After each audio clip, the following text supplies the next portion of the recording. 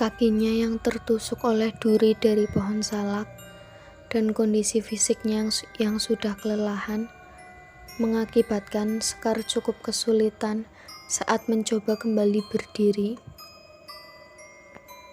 Di sebelahnya terbaring Abimanyu yang sedang kesakitan. Ia menutupi dagunya dengan telapak tangannya. Terlihat darah segar mulai mengalir dari sela-sela jarinya. Sekar menjerit saat mengarahkan senternya ke arah Abimanyu dan melihat darah itu. Ia lalu berteriak, mencoba meminta tolong pada teman-temannya yang sudah berada di atas. "Woi, jangan teriak-teriak di gunung," jawab suara dari atas. Sekar paham sekali kalau itu adalah suara Lucky. Sekar mencoba memberi tanda pada Lucky dengan menggoyang-goyangkan senternya. "Tolong, Luk!" teriak Sekar dengan sangat keras. Lucky berlari turun dengan sangat cepat saat mendengar kata tolong.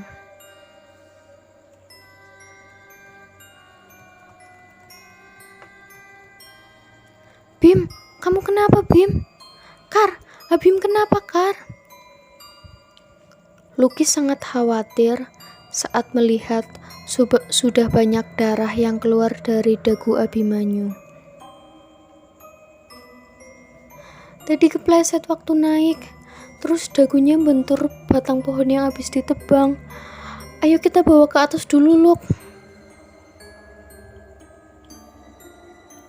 "Udah, biar aku aja, Kar. Kamu jalan aja di depan ya." Entah bagaimana, saat itu kekuatan Sekar seperti kembali lagi. Ia berlari dengan sangat cepat menuju teman-temannya yang lain untuk meminta bantuan. "Di, Fitz, tolong bantuin Lucky sama Abim," teriak Sekar sembari menunjuk ke bawah. Andi dan Hafiz yang tadinya sedang mempersiapkan untuk mendirikan tenda, sontak langsung melemparkan tas carrier miliknya dan langsung berlari ke bawah. Sekar terduduk di tanah dengan keadaan yang sudah tidak karuan. Ica menghampirinya dan membantunya untuk berdiri. "Ada apa lagi, Kar?" "Tadi Abim kepleset waktu gendong aku, Cak. Dagunya bentur batang pohon sampai berdarah, Cak. Aku ngerasa bersalah banget." "Ya Allah, Kar. Kita niat kesini mau liburan, mau senang-senang. Kok malah jadi kayak gini sih?"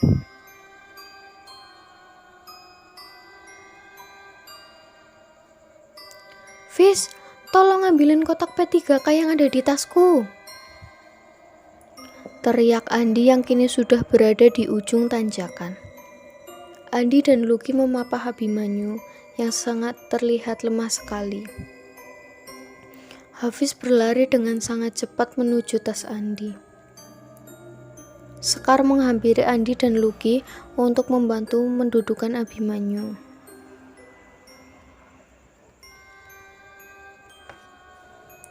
"Ini harus dijahit apa enggak, Cindy?" "Iya, nanti kita coba lihat lukanya ya. Mudah-mudahan sih nggak perlu sampai dijahit." Lucky membasahi handuk kecil yang ia bawa, lalu ia menggunakannya untuk membersihkan noda darah yang ada di sekitar luka dagu Abimanyu.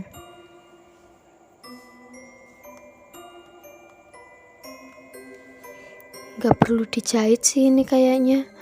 Udah berhenti ngalir juga sih darahnya." "Beneran, Luk. Tapi itu banyak banget darahnya." Iya, biasanya kalau luka di sekitar kepala emang gitu, Kar. Bakal lebih banyak darah yang keluar. Aku nggak apa-apa kok, ucap Abimanyu dengan suara yang parau.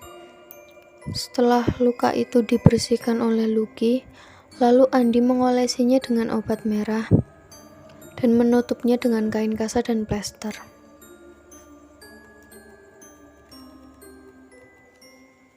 Ini Bim, diminum.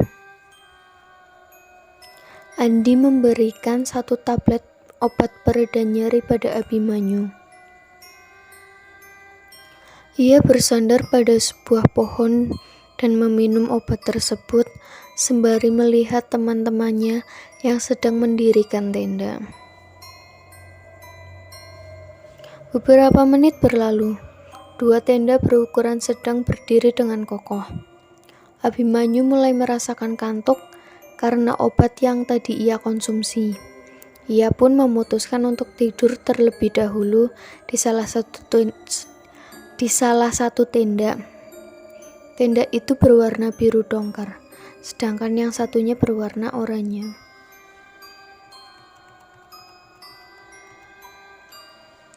Di waktu yang bersamaan, Sekar dan yang lainnya sedang berusaha menghidupkan api unggun untuk menghangatkan tubuh dan suasana malam di atas gunung. Sekar dan Ica duduk bersebelahan di hadapan api yang sudah mulai membesar. Ia bersandar pada bahu Ica. Di seberangnya, Lucky, Andi, dan Hafiz sedang berusaha menghangatkan tubuh mereka dengan meregangkan telapak tangannya dan mendekatkan pada kobaran api. Besok kita langsung pulang aja ya. Ica membuka obrolan. Lucky mengangguk paham.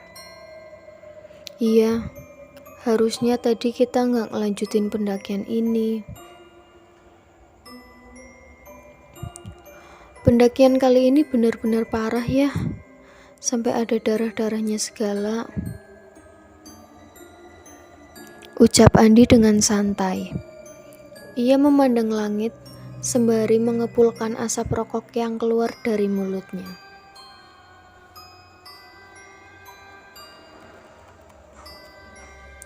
Sebenarnya aku punya pantangan yang gak boleh bahas apa yang terjadi di gunung pas kita masih di gunung juga. Tapi aku penasaran, bener-bener penasaran kenapa sampai bisa separah ini pendakian kali ini. Ada hal yang terjadi gak sebelum berangkat? Andi menatap temannya satu persatu dengan tatapan menelisik. Soalnya gak biasanya kayak gini. Ini sih feelingku aja. Tapi kalau emang ada sesuatu yang terjadi sebelum berangkat, mending cerita aja daripada dipendam sendiri, bikin pikiran kalian gak fokus, dan bisa bikin sugesti yang gak baik. Andi mencoba menjelaskan apa yang ia pikirkan. Sekar menelan ludah. Lidahnya berubah jadi keluh. Ia mengingat kembali kejadian tadi sore yang menimpanya. Ia mulai berpikir, apakah kejadian itu yang menyebabkan dia dan Abimanyu mengalami kemalangan sekarang? Dan kenapa ia sampai melihat penampakan sosok mengerikan tersebut?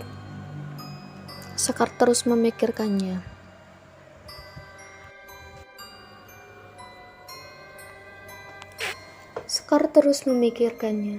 Ia terdiam dengan tatapan yang kosong, dan tanpa ia sadari, ternyata teman-temannya sedang memperhatikannya. Cerita aja, gak apa-apa. Sekar bahkan tidak menyadari Andi sedang menunjukkan pertanyaan itu kepadanya.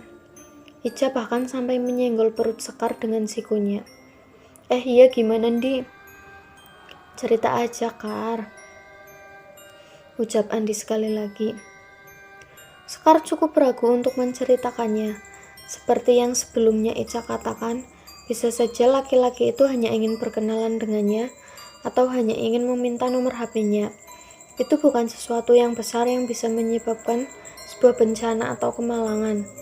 Tapi karena desakan dari Andi dan yang lainnya, ia pun akhirnya menceritakan kejadian sore itu. Mereka mendengarkan dengan seksama cerita dari Sekar tersebut. Agak aneh juga sih, Kar. Kalau mau kenalan, masa sampai segitunya? Kita yang cowok juga ngerasanya aneh, iya nggak? Lucky dan Andi mengangguk setuju. Tapi kamu udah cerita sama Abimanyu apa belum, Kar? Udah tadi waktu di jalan. Masih ada yang ganjel ya, Kar? Maksudnya, Ndi, aku sebenarnya udah perhatiin kamu dari pas Abimanyu jatuh.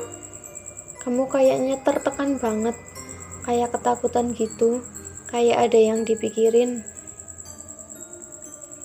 Udahlah mas, kok kayak lagi diinterogasi sih? Mending kita istirahat aja, udah jam 1 ini. Ica bangkit dari duduknya dan mengajak Sekar untuk masuk ke dalam tenda. Namun langkahnya terhenti saat Sekar mengucapkan satu kalimat. Aku sama Abimanyu ngeliat kuntilanak. Ica sontak langsung kembali ke sisi Sekar. Semua terdiam tercekat. Hafiz mengusap-usap tengkuknya, memperlihatkan perasaan gugup dan takut yang teramat. Oke, waktunya tidur. Selamat istirahat semua, besok pagi kita langsung turun ya, ucap Andi dengan gugup. Sekar dan Ica langsung berlari masuk ke dalam tenda biru dongker, sedangkan Andi dan Lucky Hafiz masuk ke tenda oranye. Seketika suasana menjadi hening saat mereka sudah berada di dalam tenda. Mereka semua mencoba memejamkan mata. Tapi hanya Abimanyu yang benar-benar tertidur. Sekar mencoba untuk tidur, tapi nyatanya pikirannya mengalahkan rasa kantuknya. Ia gelisah. Beberapa kali ia terbejam, beberapa kali juga ia melihat jam. Ia sangat menantikan pagi, yang sebenarnya masih lama. Karena saat itu jam baru saja menunjukkan pukul 2.00. Ia memutuskan untuk membangunkan Ica, berharap Ica mau menemaninya untuk terjaga. Cak, bangun Cak. Opo toh Kar? Ica langsung terbangun begitu Sekar membangunkannya, karena sebenarnya Ica pun belum benar-benar tertidur. Pada nggak bisa tidur ya? Ucap Hafiz yang tiba-tiba datang ke tempat tenda mereka. Loh, kamu belum tidur juga, Fitz? Hafiz pun masuk ke dalam tenda dan ia duduk menghadap Sekar dan Ica. Yah, siapa yang bisa tidur setelah dengar cerita kamu, Kar? Tapi tenda kamu kayaknya tenang banget. Udah pada tidur kali. Gak mungkin sih. Mungkin mereka juga sama kayak kita. Sama-sama gak bisa tidur, jadi diem. Tapi tadi aku dengar suara kamu, Kar, jadi aku kesini. Iya juga sih, Fit. Mereka mencoba menghabiskan malam itu dengan mengobrol. Mereka mengobrol cukup lama, sampai pada saat jam menunjukkan pukul 03.45. Tiba-tiba mereka merasakan hembusan angin dingin yang cukup kencang menerpa tenda mereka. Hawa dingin mulai berhembus ke dalam tenda. Abimanyu yang sedang tertidur pun sampai terbangun. Ya ampun, anginnya kok gede banget sih. Bim, gak usah bangun. Gak ada apa-apa kok. Dingin banget, Kar. Tas aku di mana? Sekar membantu Abimanyu mengambilkan tasnya yang ia letakkan di pojokan tenda. Abimanyu mengeluarkan selimut yang ia bawa dari dalam tasnya dan menggunakan selimut itu untuk menutup badan Sekar dan Ica yang sedang duduk bersebelahan. Loh, kok dikasih ke aku sih, Bim? Dipakai kamu aja. Udah, aku gak apa-apa kok.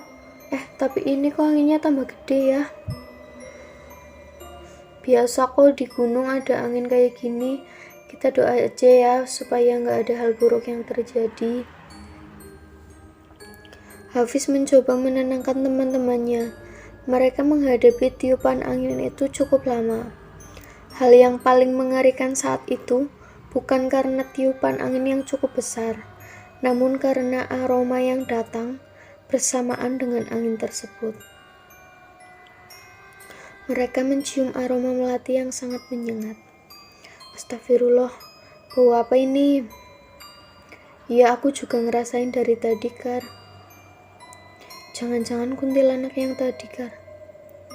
Hus, jangan sembarangan bicara kamu. Sesaat setelah Ica mengucapkan kalimat itu, tiba-tiba mereka merasakan guncangan yang cukup keras di tenda mereka. Tenda itu seperti digoyang-goyangkan oleh tenaga yang sangat besar. Woi, apaan nih? Jangan bercanda ya. Mereka mulai ketakutan saat itu, karena guncangan yang mereka rasakan itu tidak hanya sekali, tapi berkali-kali, dan guncangan itu semakin besar, seperti sedang diguncang-guncangkan oleh lebih dari 20 orang dewasa. Sekar dan Ica hanya bisa menangis ketakutan menghadapi situasi itu. Cukup sulit bergerak di situasi seperti itu. Hafiz berusaha untuk keluar dari dalam tenda. Ia merangkak menuju bagian terluar tenda, dan saat ia sudah berada di luar, guncangan dan angin berhenti berhembus secara tiba-tiba. Hafiz berdiri di tepi tenda. Ia kebingungan. Ia lalu menatap ke sekeliling. Suasana sangat tenang, bahkan tidak seperti ada sebuah angin besar. Ia masuk kembali ke dalam tenda dan meminta teman-temannya untuk keluar. Itu tadi apa ya? Beneran angin gak sih? Kok kayak gak ada apa-apa di tenda Andi? Sekar menatap tenda Andi, lalu menatap tendanya. Benar-benar keadaan yang berbeda. Tenda Andi terlihat sangat tenang dan masih rapih, sedangkan tendanya sudah tidak karuan bentuknya. Bahkan pasak yang sebelumnya dipasang dengan sangat kuat pun sampai terlepas. Sumpah ya, aku merinding banget nih. Lihat nih, Ica menunjukkan bulu di tangannya yang meremang. Luki sama Andi gimana? Abimanyu menghampiri tenda mereka. Ia melongo ke dalam, melihat Andi dan Luki sedang terlelap. Di, bangun Di. Abimanyu menggoyang-goyangkan tubuh Andi. Kok bisa sih mereka tidur pulas banget? Tanya Hafiz keheranan. Andi pun membuka matanya. Ia terlihat kebingungan melihat Abimanyu dan Hafiz berada di depannya. Pada ngapain di sini? Tanya Andi sembari mengusap-ngusap matanya. Terlihat sekali kalau dia masih mengantuk. Kamu gak ngerasa tadi itu ada angin gede banget? Andi seperti menahan tawa saat mendengar perkataan Hafiz. Ia lalu membangunkan Luki. Luk, bangun. Ini temenmu pada kenapa sih? Ledek Andi.